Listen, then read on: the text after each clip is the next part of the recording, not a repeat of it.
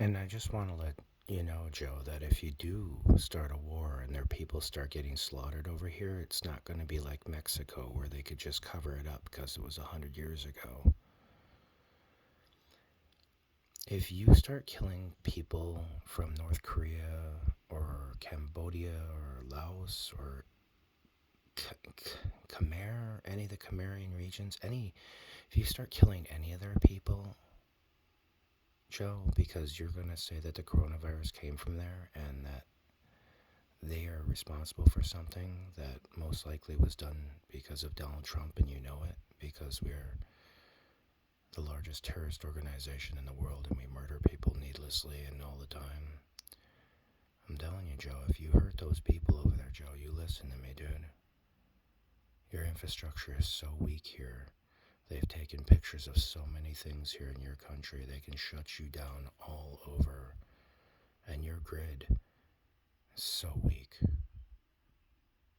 What would you do if they knocked down your natural gas lines in the middle of winter at negative 20 degrees up north and people were freezing to death, Joe?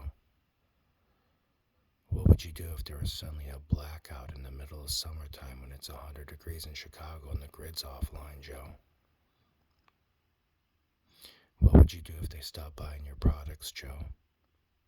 What if they said they no longer want food from the United States, Joe?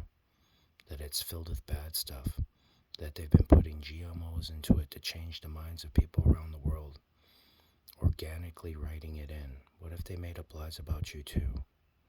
What if they do that, Joe? Joe, when you think of war on a civilized level that you think of, you don't understand war and you're picking the wrong field. You don't have high ground here. You're sitting in water. You're knee deep in water. You can't run. You can't fight. All they have to do is put oil on the surface and light you. That's how they used to do it with water. Vessels, pots with oil in them. They would launch them and light the water on fire, and the people would catch in flames and run, burning. Joe, war is very old. The United States is very young. You don't have to show the enemy your face. The face of your enemy is the face of the face that you look upon when you have an enemy. You do not have an enemy.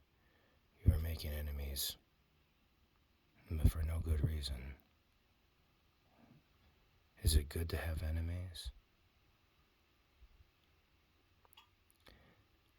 When you hurt them in this country and you took away their land and you burned down their houses and you raped their women and you kidnapped their daughters.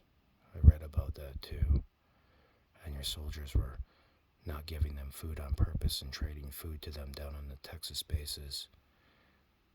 Sex for food. Slave labor. You made them work like concentration camps, Joe. The United States of America became Nazi Germany. And the Nazis led the party. The United States of America is the largest terrorist organization in the world. And I believe that the Nazis are leading it. And I think you're a Nazi. I don't think you see anything. You look around you, and all you see is yourself. That to me is a Nazi. Someone that can only see themselves in a field of faces, where no other life counts. The things that they say and they do to harm others doesn't matter. That's a Nazi. They cannot see.